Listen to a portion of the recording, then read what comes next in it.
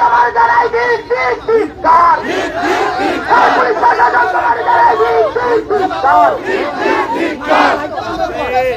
মাইকটা বন্ধ করে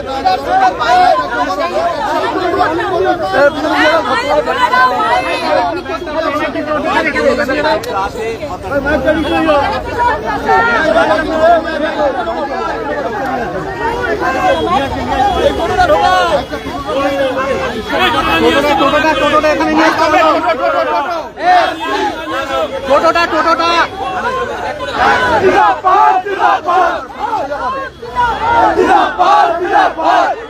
আমরা এখানে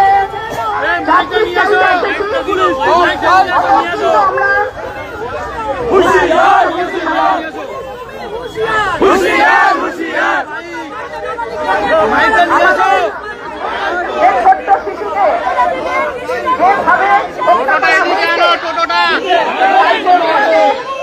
আমরা দৃষ্টান্তমূলক শাস্তির দাবি জানিয়ে আজকে এই সভার আপনারা থাকুন, আমাদের নেতৃত্বরা আছেন, নেতৃত্বমূলক ভাবে আমরা আমাদের ডেপুটেশন দেওয়ার জন্য আমরা যাব।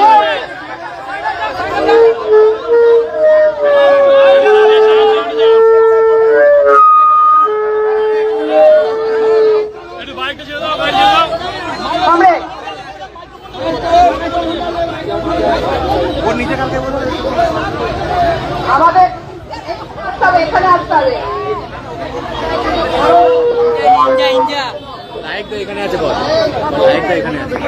আমরা এখানে ডেপুটেশন দিতে এসেছি। আমরা পুলিশ প্রশাসনের কাছে নির্দিষ্টভাবে কয়েকটা প্রশ্ন করতে এসেছি এবং আমাদের দাবি একটাই, justice for justice for justice for. তাহলে বাড়ির বোনের নাবালিকার ওই মেয়েটির জাস্টিসের জন্য আজকে আমরা এখানে এসেছি। আমরা প্রশাসনের কাছে যাব। আমাদের নির্দিষ্ট কয়েকটা প্রশ্ন রয়েছে। ওইদিকে করে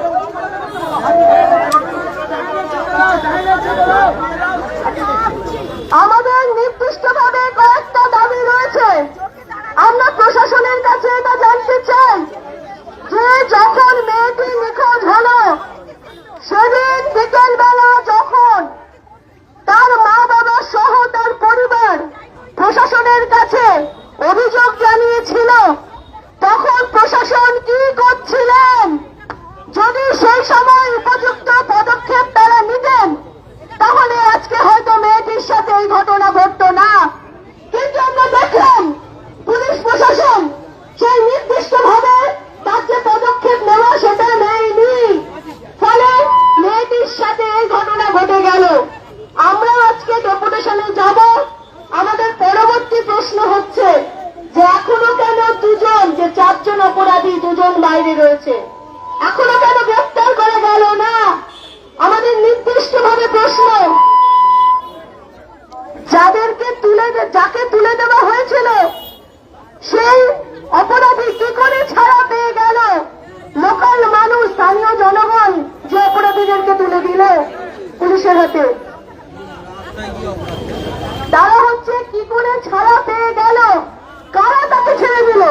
আমরা নির্দিষ্টভাবে জানতে চাই। আমরা জানতে চাই এটা যে কবে এই অপরাধীদেরকে আপনারা ধরবেন, গ্রেফতার করবেন, শাস্তি দেবেন, তাই তো?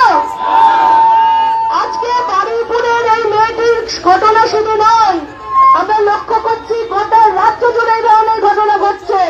তাহলে অপরাধীদের কোথাও শাস্তি হচ্ছে না। আমাদের মাননীয় মুখ্যমন্ত্রী বলেছিলেন যে তিনি নাকি যারা এই ঘটনা ঘটাবে তাদের সাথে সাথে শাস্তি দেবেন।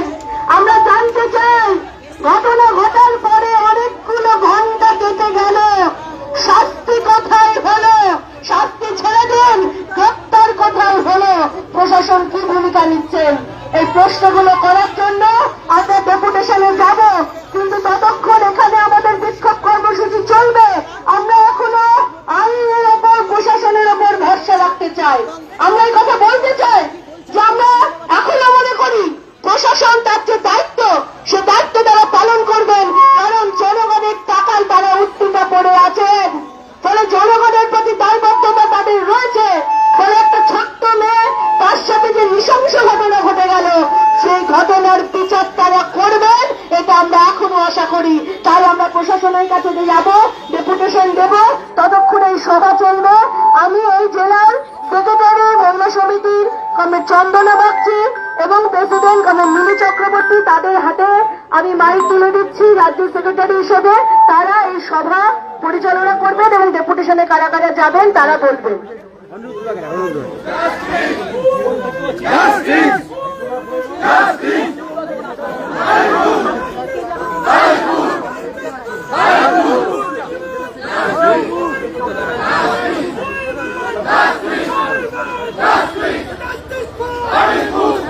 আছে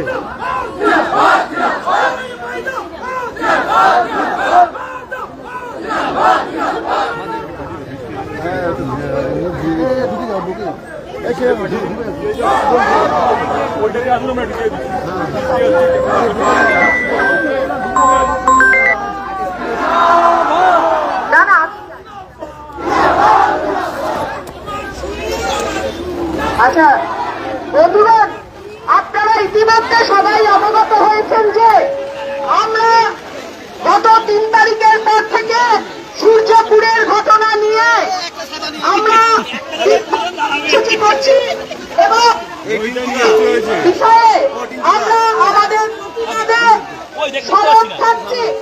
আমরা এখানে আমাদের বক্তব্য নিয়ে ভেতরে গিয়ে ডেপুটেশন দেব এবং এখানে এই বিক্ষোভ সভা চলবে। এই বিক্ষোভ সভা পরিচালনা করবেন আমাদের সংগঠনের নেত্রী বারুইপুরের কমরেড সুচরিতা বসু। এই যে ডেপুটেশন, এই ডেপুটেশনে কমরেড মনোনীতা সিনহা, কমরেড মিলি চক্রবর্তী, কমরেড চন্দনা বাগচি, কমরেড অপূর্ব প্রামাণিক, কমরেড অনিরুদ্ধ চক্রবর্তী, এরা এই ডেপুটেশনে যাবেন।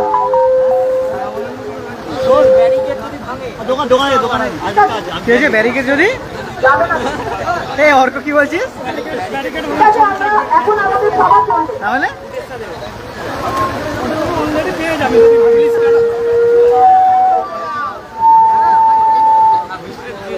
কমরেড লাইট নাই। হ্যাঁ আছে, কমরেড লাইট আছে। কোথায় আসছে